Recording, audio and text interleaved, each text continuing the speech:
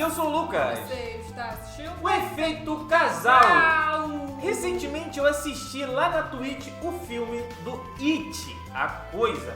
Assisti junto com vocês e quem não tá lá tá perdendo. É só clicar no link que tem aqui na descrição que você vai assistir os filmes junto comigo. E a gente vai ver agora quando o It, A Coisa foi assustador até demais. Botei uma máscara, hoje eu não gosto da máscara não. A máscara é assustadora. Depois tu vai jogar lá fora. Falou que vai botar fogo na máscara. De qual canal, amor? Canal maravilhoso, você tá ligado? Canal Antes de iniciar, deixa o like, se inscreva, ative o sininho, não esqueça de hypar o vídeo e bora pra reação. Bora. Existem filmes de terror que chamam a atenção pelo choque imediato e outros que se destacam pela construção cuidadosa. It, A Coisa, de 2017, pertence ao segundo grupo. A produção não depende apenas de sustos ou efeitos, mas em uma combinação perfeita de direção, narrativa e ambientação. Cada cena é estruturada para aumentar a tensão de forma gradual, mantendo o público atento do início ao fim. Mas será que essa adaptação realmente merece toda a fama que ganhou? Será que ela entrega tudo aquilo que o livro promete? No vídeo de hoje, a gente vai mergulhar nesse fenômeno do terror moderno, analisar suas escolhas, seus personagens e sua atmosfera, e entender por que It, A Coisa não é só uma boa adaptação, mas uma das mais marcantes e bem construídas que o cinema de terror já recebeu. Bom, eu sou o Davi. Eu sou o Ricardo, seja bem-vindo ao São Cê Tá dois. Ligado A voz deles e são bora iguais. pro Não vídeo. Não dá pra saber quando um ou outro tá Eu falando, pensei que era sério. uma pessoa só narrando. É muito parecido. A voz e o jeito que eles falam. A tonalidade, Davi e Ricardo. Será que são irmãos? Pode ser.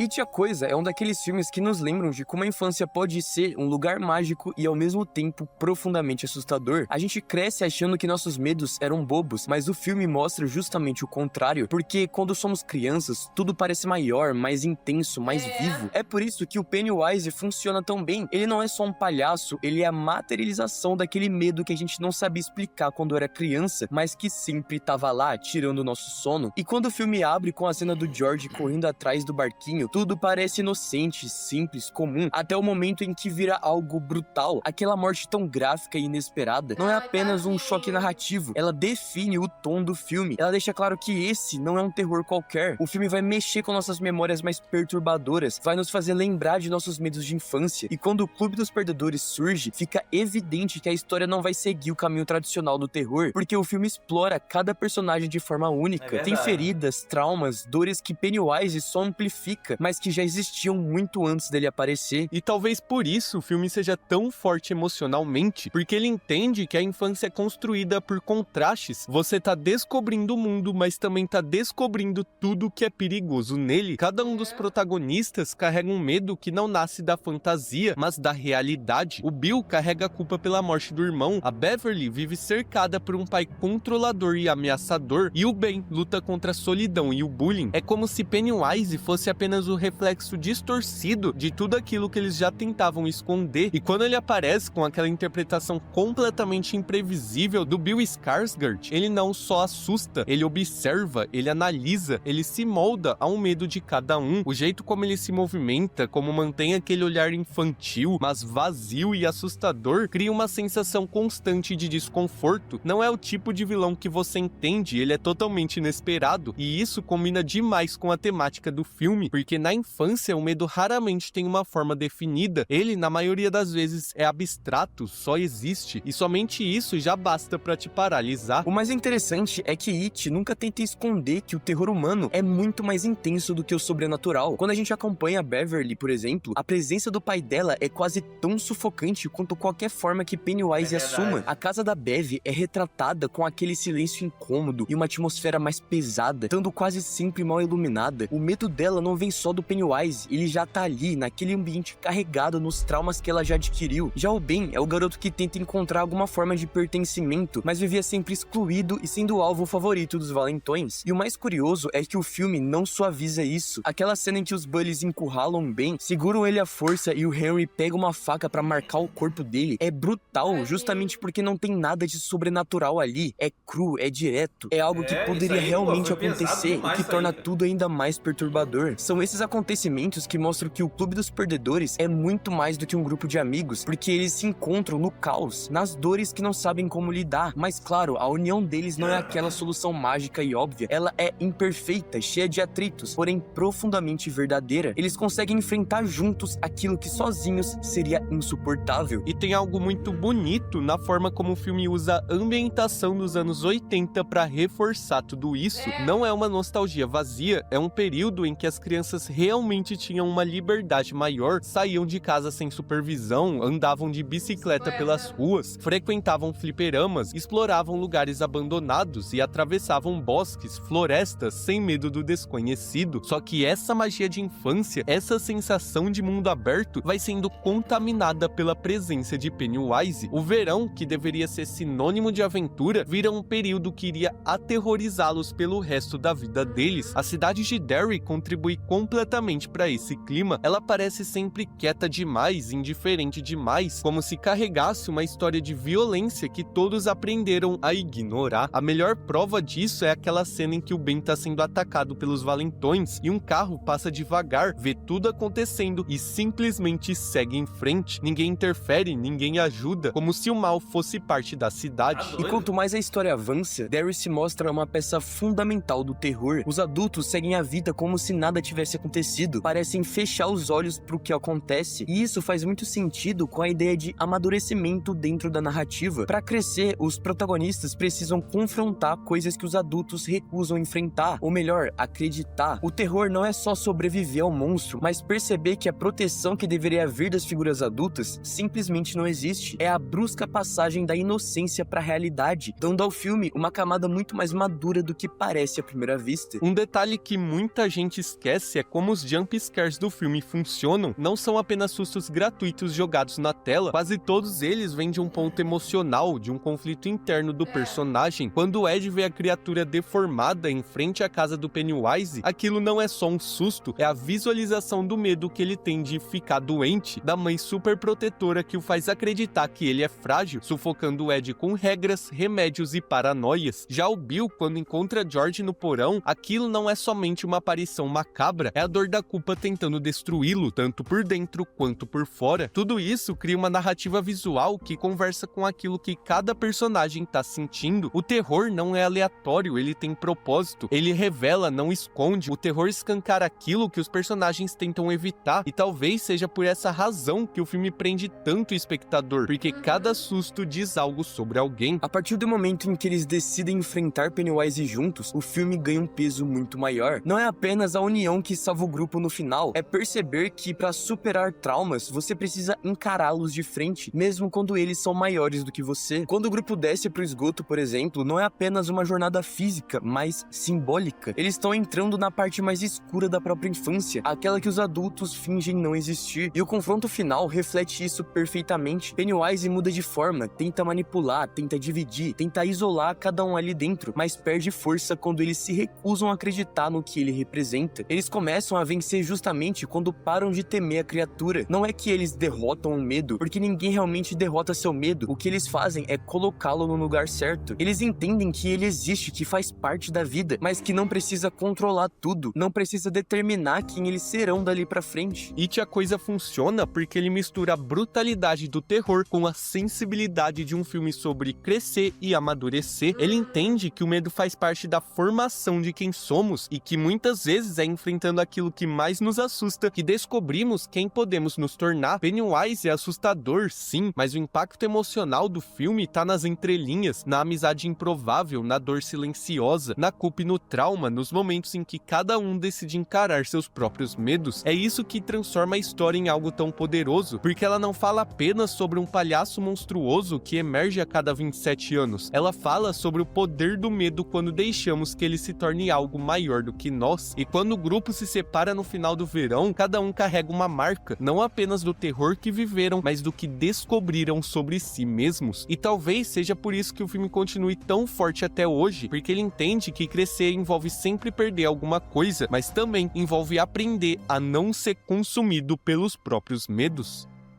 Porra, que análise, hein, mano? Mas esse foi o vídeo de hoje, a gente Caraca, espera que mano. você tenha gostado. E se curtiu essa nossa análise, se inscreve aí no canal, compartilha o vídeo e não se esqueça de hypar. Aproveita e deixa aí nos comentários outro filme que você gostaria de ver aqui no canal. Exatamente, Ricardo. Mas então é isso, a gente vai ficando por aqui. Muito obrigado você por ter assistido até agora e falou! Falou, galera!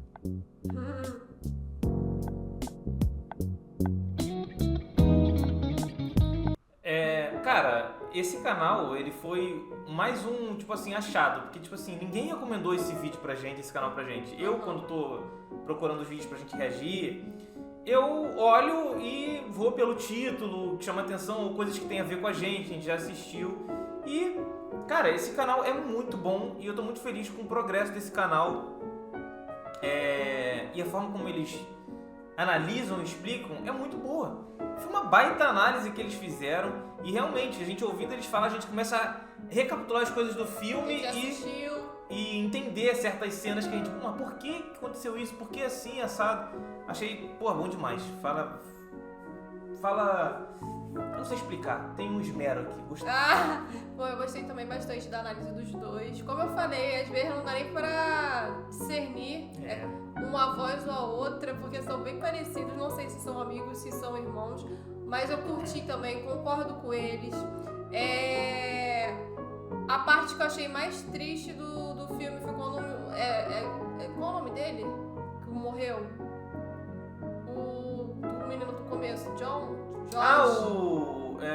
Eu esqueci o nome da criança.